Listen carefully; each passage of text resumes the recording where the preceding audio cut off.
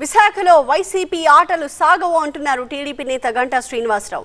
Notification కి కొద్ది రోజుల ముందు విజన్ డాక్యుమెంట్ ఇవ్వడం ఒక డ్రామా అంటున్నారు. బస్ బే, ఫ్లోటింగ్ బ్రిడ్జ్ నిర్మించలేని ప్రభుత్వం రాజధాని ఎలా నిర్మిస్తుందో చెప్పాలంటున్నారు గంటా శ్రీనివాసరావు. వైజాగ్ కి వచ్చేస్తున్నానంటూ ఎన్నికల ముందు సీఎం జగన్ మరోసారి డ్రామాలు ఆడుతున్నారని మండిపడ్డారు గంటా. దసరా, దీపావళికి వైజాగ్ లోనే ఉంటానని చెప్పిన జగన్ ఏమైపోయారని ప్రశ్నించారు. ఇప్పుడు ఎన్నికల టైంలో విజన్ వైజాగ్ అంటూ మళ్లీ విశాఖ ప్రజల్ని మోసం చేస్తున్నారని ధ్వజమెత్తారు గంటా శ్రీనివాసరావు. ఏది ఏమైనా సరే ఎన్నికల తర్వాత విశాఖలోనే ఉంటాను, ఇక్కడే ప్రమాణ స్వీకారం కూడా చేస్తా అని చెప్పి మీరు నిన్న ఒక మాట కొత్తగా పసబరుపుగా చెప్పారు. మరి అంతకుముందు కూడా మీరు చెప్పారు మీ బిడ్డ విశాఖలోనే కాపురం ఉంటాడు అని అనేక సార్లు చెప్పారు.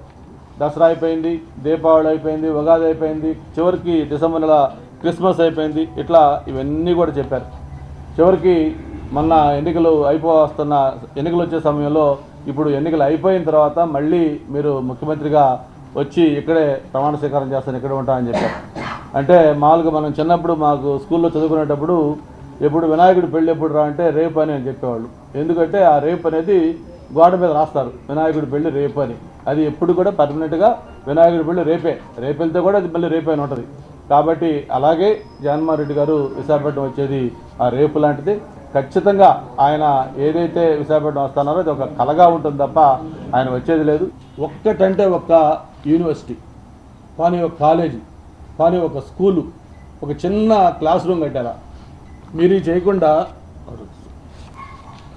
మరి ఈ రాష్ట్రాన్ని డెవలప్ చేస్తామంటే ప్రజలు ఏ విధంగా నమ్ముతారో ఒకసారి